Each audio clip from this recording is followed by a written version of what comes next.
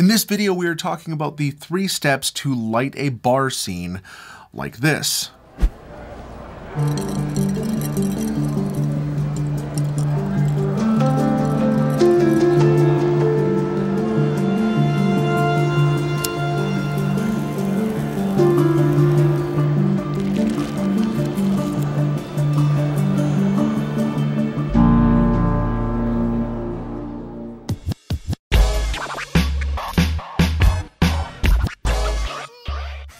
All right, people, let's get into it. We are talking about lighting a bar scene. Now, lights in general are the most important piece of kit that you can have as a filmmaker. They're more important than your camera. They're more important than any sort of gimbal. They're even more important than the lenses that you put on it.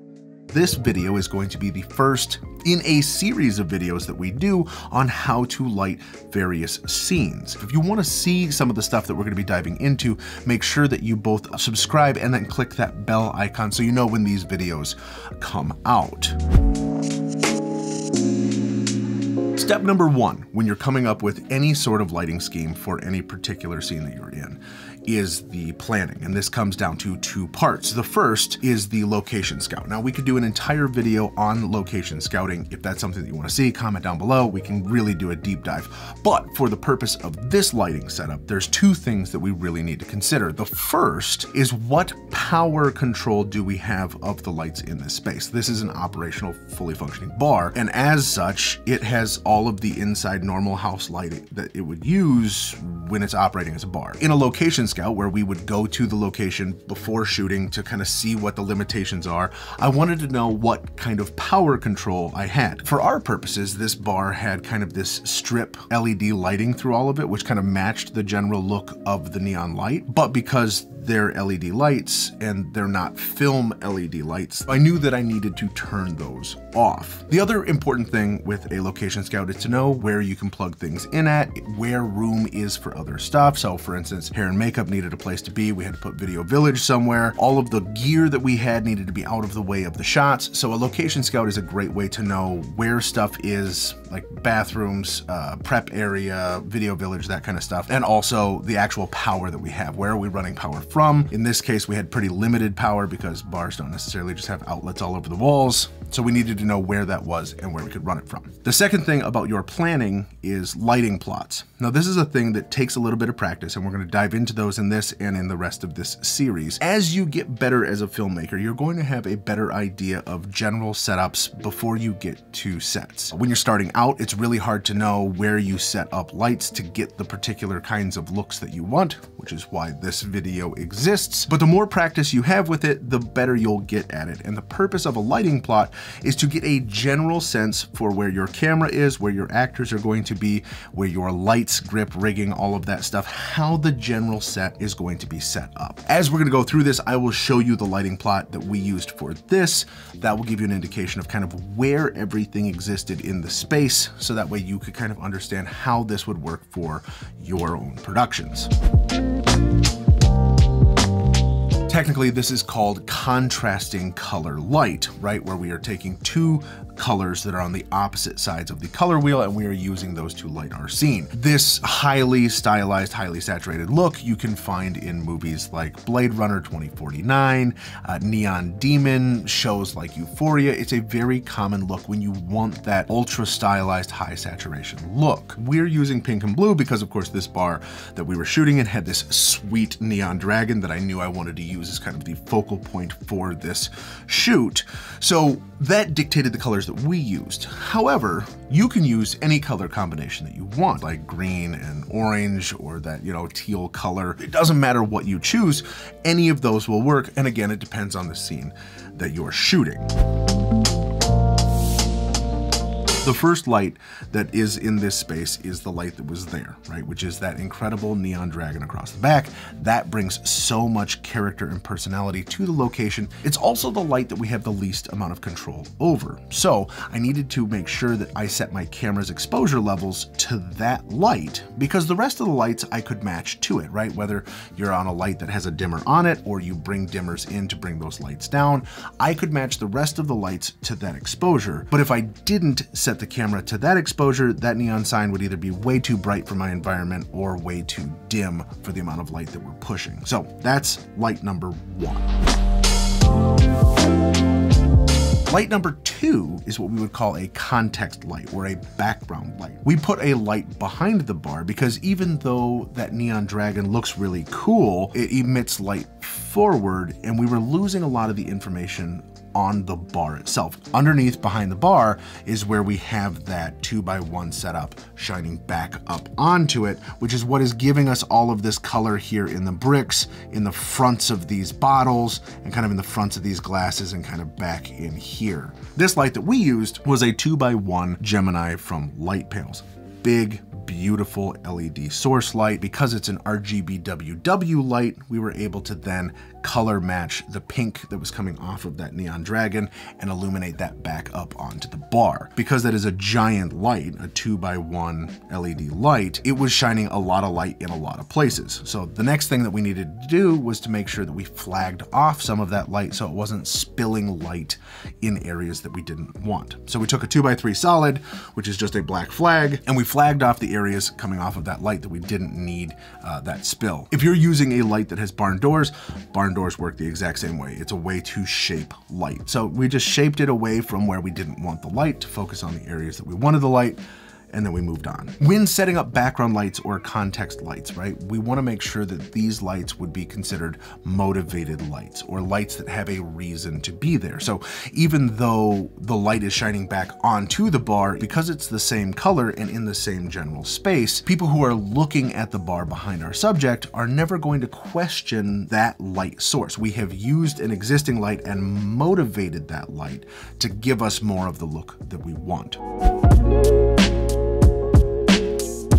The next light we used is our main key light, which is this blue light. We chose the blue because while it is still present in the neon, it is the contrasting color from that overwhelming pink that we have in the background. We took a 1x1 Gemini light, which again is the baby brother to the 2x1 that we had on the floor, and we dialed that in and color matched it to the blue that was also in the neon. By the way, if you don't have a light that has color built into it, fear not. There's a really affordable way to be able to get that, and those are with something called gels. Gels are these sheets, generally kind of in a 12x12 configuration, that come in all sorts of colors, which allow you to shine a light through them to then emit said color. So we have this blue light. Now the way that we set this up is where we put the key light on the opposite side of the talent from our cameras. It's casting shadows on the camera side of the talent's face. This is why we kind of get that cool fall off into blackness, because we are adding that contrast and that drama in the way that we have things lit. Because this light's punchy,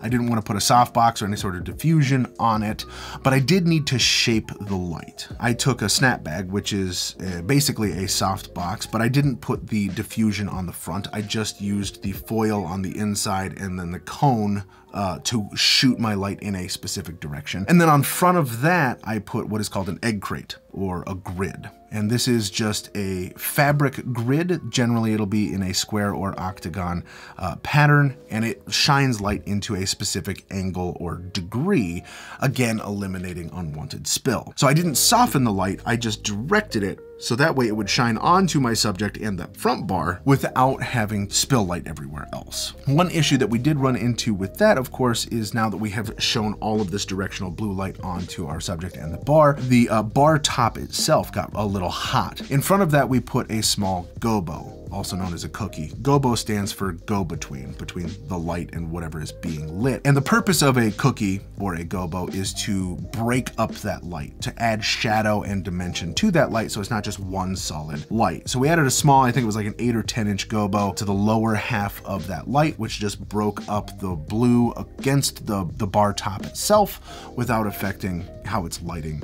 our talent. And that was our key. Fortunately for us in this location, all of the walls were already very dark. But if you find yourself in a location where you don't have black walls on everything, you're naturally going to have bounce off of light colored walls. The way that you would subtract that or remove that are with negative fills, right? These are tools that we use to where a bounce would bring light back up, a negative fill will pull light away. Negative fill comes in a lot of different ways. Generally in industry, you would find either floppies or solids. You'll also find things like duvetine, which is just a black fabric that you can then mount however you want, but you don't even have to do all of that if you didn't want. Again, you could just go to a general store and get black bed sheets. They will do essentially the same thing for you. So if you don't have solids or floppies or duvetine, a black sheet would do the same thing.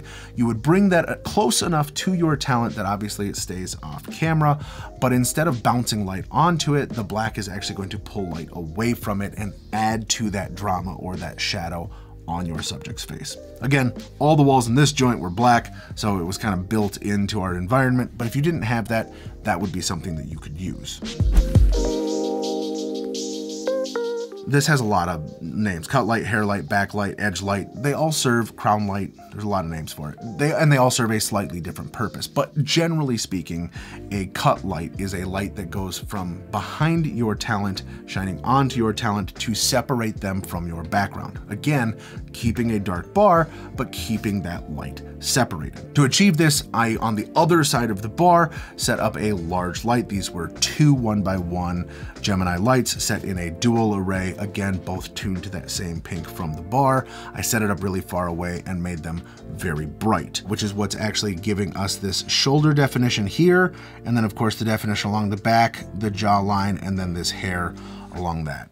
It's giving us just a little bit of added drama to the shot, but again, the main purpose of that light is to create separation between her and the entire environment that's behind her, because this is all black, there's nothing there. We didn't want her to just kind of get lost in that, especially because she also is wearing black. Lighting spaces, not faces. I wanted our talent to be able to move through the space if the scene called for it without having to move and change lights all of the time. So by having a very large, very punchy source from the other side of the bar allowed for the amount of light that I needed, but still the freedom and flexibility to move around. Just because we're lighting spaces and not faces doesn't mean that we don't modify or adjust light for certain things. If we're getting in on close-ups, we might want to bring in some bounce where we wouldn't otherwise have it, but making those tiny little adjustments are much better than having to do entirely new setups for every shot, which is going to make your sets run more effectively, which is going to mean you can shoot more in a day, which is going to make your projects better overall. As you move forward, think about how you are using the lights that you have to create the looks that you want.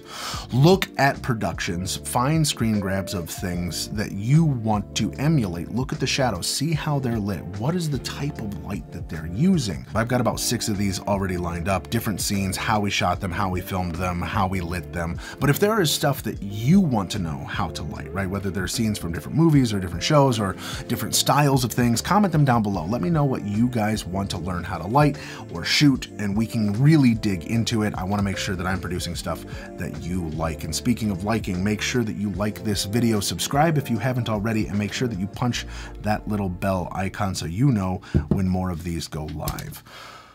And as always, I'll see you in the next episode.